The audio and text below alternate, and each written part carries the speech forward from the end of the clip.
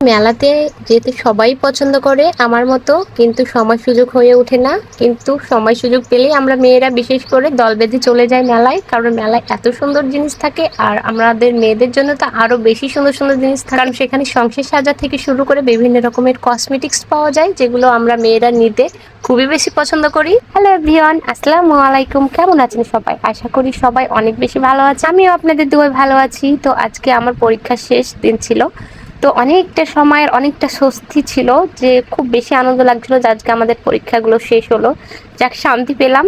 তো যা হোক, পরীক্ষা শেষ করেই তো মেলা লেগেছে। এতদিন পরীক্ষার জন্য মেলায় যেতে পারিনি, তো ভাবলাম যে আজকে মেলা থেকে ঘুরে আসা যাক। তো লাবিবের বাবাকে আমি ফোন দিয়ে ডেকে নিই, লাবিবকে আর লাবিবের বাবাকে। তো আমি প্রথমে গেট দিয়ে আমি মেলায় ঢুকে যাই, সেখানে টিকিট কাটতে হয়। টিকিটের মূল্য নাই 20 টাকা করে। তো আমরা ঢুকেই আমি সে দোকানগুলোর ভিডিও করতে লাগি, কারণ যতই হোক ব্লগার মানুষ বলে কথা, আমি মেলা দেখতে গিয়েছি আর আপনাদের মাঝে শেয়ার করব না, এটা হতেই পারে না। আর আমাদের জেলা যেহেতু মেলাটা হচ্ছে, আমাদের জেলায়ও কত সুন্দর সুন্দর মেলা, কত সুন্দর অনুষ্ঠান হয়, এগুলো তো বাইরের মানুষদের দেখাতে হবে। আর আপনারা দেখে অবশ্যই কমেন্ট করে জানাবেন আমাদের চাঁপাইনবাবগঞ্জটা আপনাদের কেমন লাগে। আমাকে তো খুবই বেশি ভালো লাগে আমার জেলা, যদি আমার জেলা বলে না, আসলে চাঁপাইনবাবগঞ্জ আমার মনে হয় সবকিছুতেই ফার্স্ট।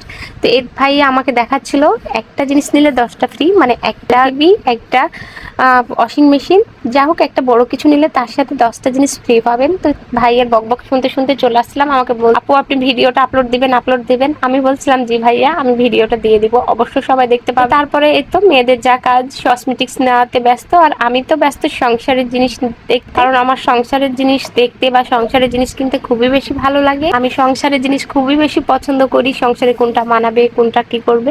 কিন্তু হ্যাঁ, অনেকে এখন আমাকে বলতে পারেন, আপু আপনি তো স্টিলের থালা বাসন দিয়ে আমাদের ভিডিও করে দেখান। জি আপুরা, ভাইয়ারা, আমি স্টিলের থালা বাসন দিয়ে আসলে আমি ব্যবহারিক যা ব্যবহার করি সেগুলো দিয়ে আপনাদের ভিডিও করে দেখাই, কখনো অন্য কোনো থালা বাসন আমি ব্যবহার করিনি।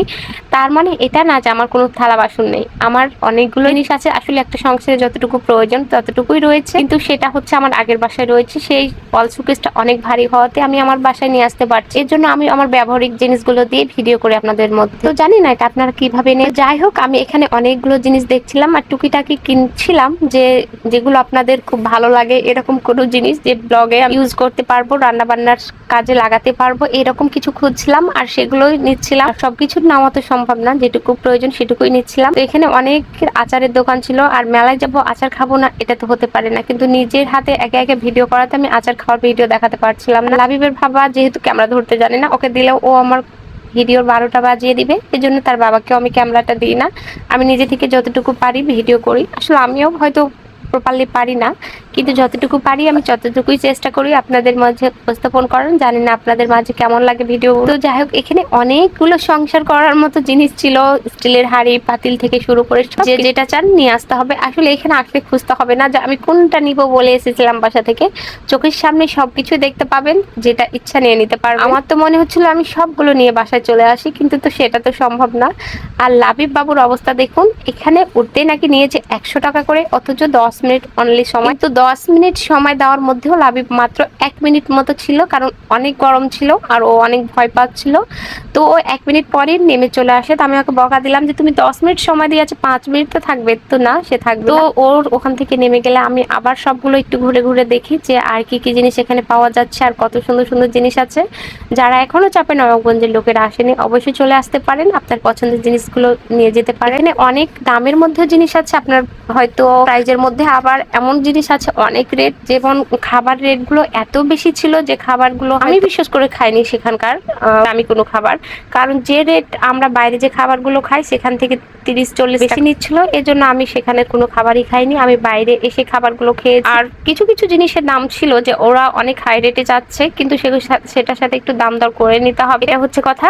আর আমি যেগুলো নিয়েছিলাম সেগুলো আগে ফিক্সড রেট দেওয়াই ছিল, তো সেগুলো কোনো দাম দর চলছিল না। তো যা হোক, সেগুলো আমি নিয়ে আসছিলাম। তো এখানে অনেকগুলো ভাজা পোড়ার দোকান ছিল, একটা পটেটো চিপস ছিল, তো সেটার দাম আমি জিজ্ঞাসা করি, তো উনি আমাকে বলেন যে এটার দাম নাকি 40 টাকা করে, আর বাইরে আমরা ওটা খুব জোর 15 থেকে 20 টাকা করে। তো আমার মনে হলো আমি 40 টাকা দিয়ে কিনে খাবো, একদমই না, আমি সেটা বাইরে গিয়েই খাবো। লাবিবের বাবা বলে তুমি এখানে কিছু খেলে খেতে পারো, যেহেতু লাবিব বাবু চিংড়ি ফ্রাই পছন্দ করে। কিন্তু লাবিব বাবুর মন খারাপ হয়ে যায়, কারণ একটা ছোট ফ্যান নিত, সে ফ্যানটারও দাম অনেক বেশি চাই। তো সেটার জন্য আমরা ওইখানে আর সে ফ্যানটা নিই না, এই জন্য কোনো খাবার খেতে চাই। তো আমি তারপরে এখানে এসে কিছু খাবার দেখি যেগুলো শুকনো খাবার বাসায় নিয়ে আসা যাবে, তো সেখান থেকে আমি কয়েকটা খাবার নিয়ে একেবারে বাসার উদ্দেশ্যে রওনা দিই। আর মেলাটাতে আসলে আমি সেরকম সময় দিতে পারিনি, যেহেতু ক্ষুধার্ত ছিলাম পরীক্ষা দিয়ে বের হয়ে। তো অন্য একদিন গিয়ে আমি হয়তো ভালো মতো ভিডিও করব বা ভালো জিনিসগুলো নিব যেগুলো আমার পছন্দ। আপনারা যদি কোনো কিছু মেলার মধ্যে দেখতে চান আমাকে কমেন্ট করে জানাবেন। ততক্ষণ ভালো থাকবেন, সুস্থ থাকবেন, আল্লাহ হাফেজ।